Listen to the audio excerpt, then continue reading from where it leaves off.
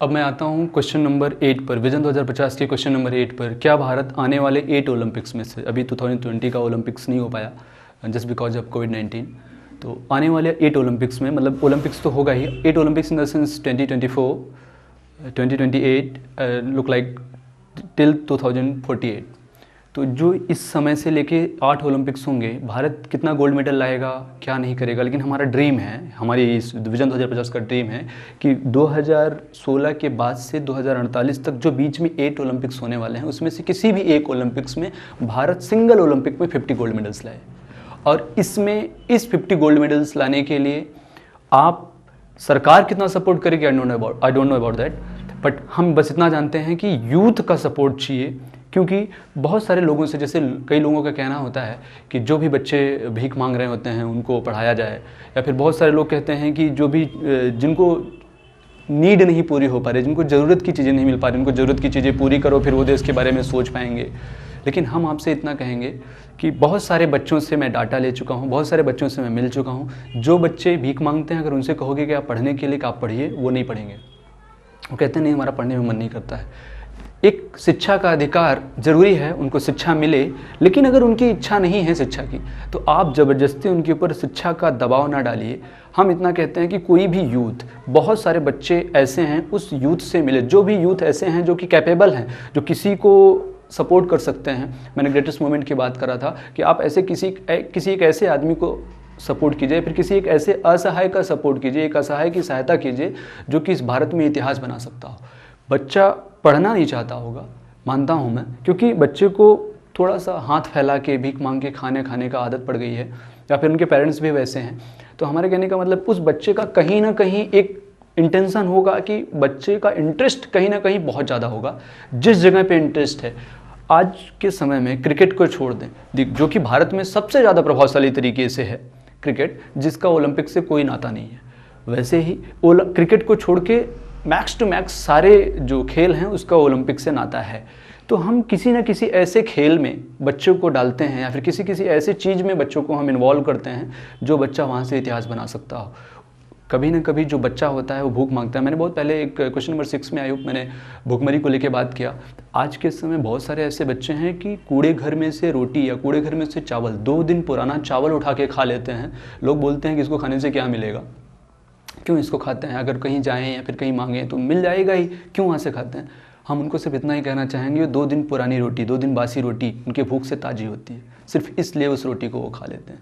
कहीं ना कहीं से आज भी भारत में बहुत सारे जो भी मिसअंडरस्टैंडिंग चल रही हैं जिस चीज़ को लेके। जैसे एक एग्जांपल मैं दूंगा कि भारत में रेस्टोरेंट में, जितने भी रेस्टोरेंट है, उस रेस्टोरेंट में जो खाना बचता है, जैसे हमारा अवेयरनेस प्रोग्राम चल रहा है, हम काफ़ी सारे रेस्टोरेंट में जाके हम बात करते हैं कि कैसे इस जो जूठा खाना बच जाता है। जैसे कोई ऑर्डर करता है खाना, 40 रुपये प्लेट हो या फिर 160 रुपये प्लेट हो या फिर 250 रुपये, 500, 1000, जितने भी रुपये प्लेट हो, उस प्लेट पर आप 50 रुपये ऐड करके लगाइए कि 50 रुपये आपका 1000 रुपये प्लेट खाना है, तो आप उसको 1050 कर दीजिए और उनसे बोलिए अगर थाली में आपके कोई भी खाना नहीं बचता है तो हम 50 रुपये माइनस करके 1000 रुपये आपसे चार्ज करेंगे। अगर खाना बचता है थाली में तो हम आपको 1000 के बजाय 1050 जो है वही हम चार्ज करेंगे।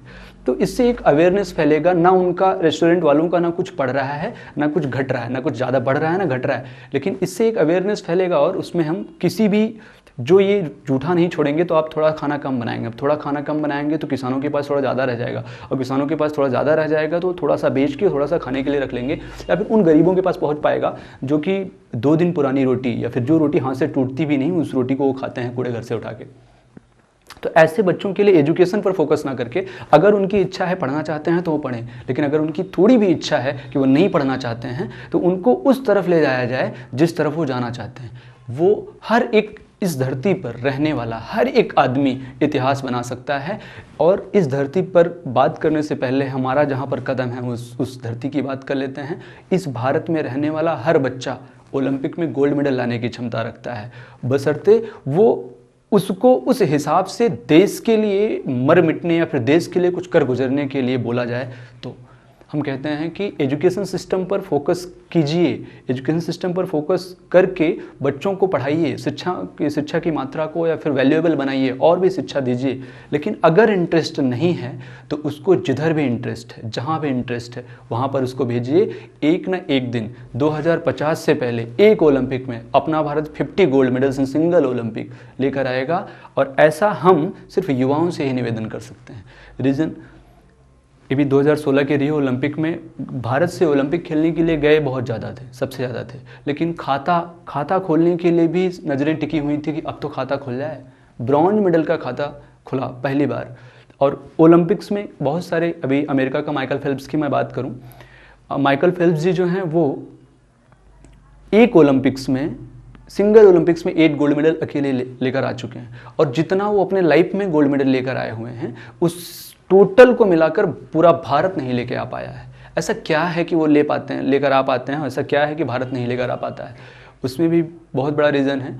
उसमें भी कहीं ना कहीं से सबसे बड़ा रीज़न यहाँ आता है कि अपनी भारत की राजनीति इन द सेंस, हम राजनीति को लेकर खफा नहीं हुए हैं, हम राजनीति को लेकर बौखलाए नहीं हुए हैं, लेकिन हमारी मजबूरी है कि राजनीति के ऊपर हम बात करें।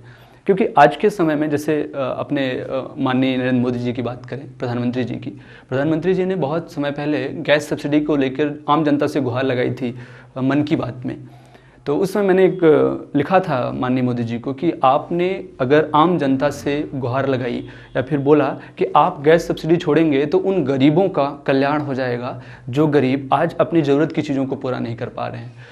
और एक अकल्पनीय रिजल्ट मिला, पता नहीं कितने करोड़ का गैस सब्सिडी छोड़ा। लेकिन हमने जब उनको लेटर लिखा था तो उसमें पूछा था उनसे कि अगर एक गरीब जिसका किसी भी पार्टी के एमपी से सैलरी कम है वो गरीब गैस सब्सिडी छोड़ सकता है, तो क्या आप लाल किले की प्राचीर से आप एक बार अपने सारे एमपीज या फिर जितने भी एमपी हैं ऑल पार्टीज के सारे एमपीज से आप अपनी सैलरी का लिटिल बिट कुछ परसेंटेज छोड़ने को नहीं बोल सकते? अंश छोड़ने को तो छोड़ दीजिए, इतना तगड़ा सेवा कर रहे हैं। सेवा का मतलब होता है, मतलब आपको सेवा का मतलब हम क्या बताएं, आप तो खुद जाजुल्यमान हैं, आप खुद सेवा भाव में लगे हुए हैं। लेकिन एक लीडर का सेवा भाव में लग जाना और पीछे के चमचों को, पीछे के लोगों को लगा देना, मैं सेवा कर रहा हूं, मेरा नाम प्रभावशाली तरीके से काम कर रहा है, पीछे आप कुछ भी कांड करेंगे वो हमारे सेवा में निपट जाएगा, you don't worry about that. आप ऐसा अगर समझा देंगे या फिर आप कहे होंगे या नहीं कर रहे होंगे, लेकिन ऐसा हो रहा है, आप सेवा भाव में हैं और पीछे के चमचे जो हैं कांड पे कांड किए जा रहे हैं। तो उस कांड को ध्यान देते हुए मैं सिर्फ इतना कहूंगा कि आप तो यह, जब गरीबों से आप सब्सिडी की मांग कर सकते हो, सब्सिडी छोड़ दें, तो आप लाल किले की प्राचीर से ये मांग नहीं कर सकते कि जो सारे एमपी हैं, एमपी को सारा पेंशन मिलता है, एमपी का पेंशन कभी नहीं बंद होता है, वो कितनी तगड़ी सेवा करके चले जाते हैं। एक बार एक विधायक बन गया, एक बार कोई आदमी सांसद बन जाए तो उसकी कई पुस्त बन जाती है। लेकिन एक बार कोई क्षेत्र में कितना भी बड़ा सेवा कर रहा हो, कैसा सेवा कर रहा होता है आप जानते हैं। हम बहुत पहले ही बात किए थे जो है कि आज के राजनेता क्या कर रहे हैं, किस क्षेत्र पे हैं, तो क्यों मुझे ये समझ में नहीं आती है। ये जो एमपी को पेंशन और जो उनका जो सैलरी है उसको थोड़ा सा छोड़ने की बात मैं इसलिए कर रहा हूँ क्योंकि आप हैं जो छोड़ देते हैं, जो फिर आपकी आती है सैलरी या फिर आप डोनेट कर देते हैं या फिर सेवा भाव में लगा देते हैं।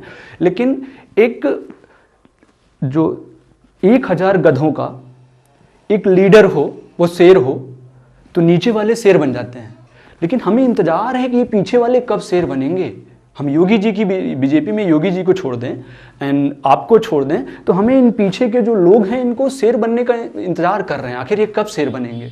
और आप इनसे मांग क्यों नहीं कर सकते हैं कि एक आम आदमी जिसकी सैलरी आपके हर एमपी की सैलरी से कम है, वो पेंशन तो आम आदमी पाता ही नहीं, फिर भी गैस सब्सिडी छोड़ देता है। आपके एमपी, आप सैलरी मत छोड़ें, पेंशन में तो कुछ परसेंट छोड़ सकते हैं। और ये जैसे बहुत समय पे कहीं भी देखूं तो रोटी किसी को देना भूल सकते हैं कि रोटी ले जा रहे हैं, रोटी देना अगर उनके माइंड से उतर गया तो रोटी भूल सकते हैं, लेकिन रोटी दे रहे होंगे उस समय कैमरा नहीं भूल सकते।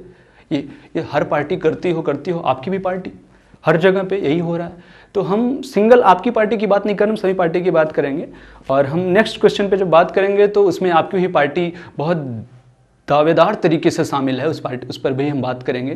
तो हमारा आपसे बस यही निवेदन है कि ओलंपिक्स में 50 गोल्ड मेडल लाने के लिए आप सपोर्ट नहीं कर सकते मैंने बहुत पहले, आज से 1.5 साल पहले ये क्वेश्चन पूछा। अगर आपको सपोर्ट करना ही होता तो आप कुछ ना कुछ ज़रूर उस पर राय देते। ना ही आपको लगा, ना ही आपको राय देने की ज़रूरत है, ना ही आपने कुछ सोचा। तो हमें लगता है कि ये युवा सफिशिएंट है, ये युवा पर्याप्त है अपने देश का नाक रखने के लिए, अपने देश का सम्मान बढ़ाने के लिए। ना कि इस युवा को यह बता के कि आप पकौड़ा बनाइए। पकौड़ा बनाने का कोई प्रायोरिटी गोल्ड मेडल में नहीं है। पकौड़ा बना के कहीं से गोल्ड मेडल नहीं आ सकता है।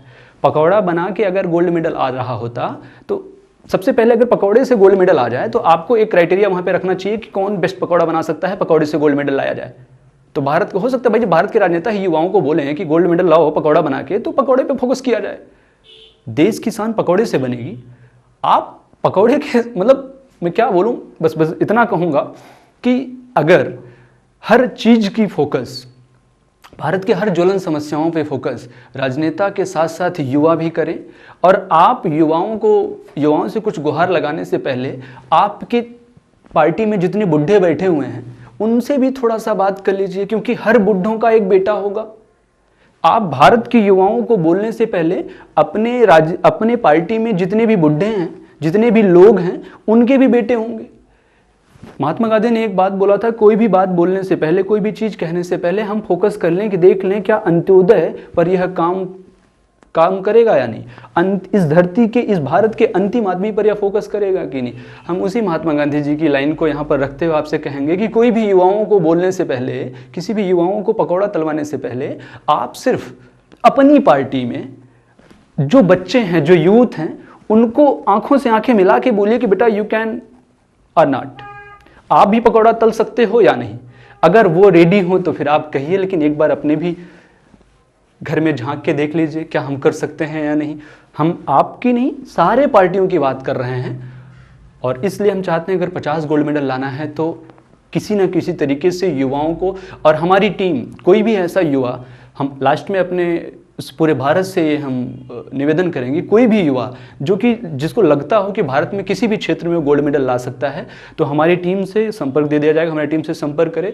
हम हर संभव प्रयत्न करेंगे, जिस चीज़ में आपकी उत्सुकता हो, जिस चीज़ को आपको लगता हो कि आप सबसे अलग कर सकते हो, आपको ट्रेनिंग की सुविधा, आपको हर चीज़ की सुविधा दी जाएगी।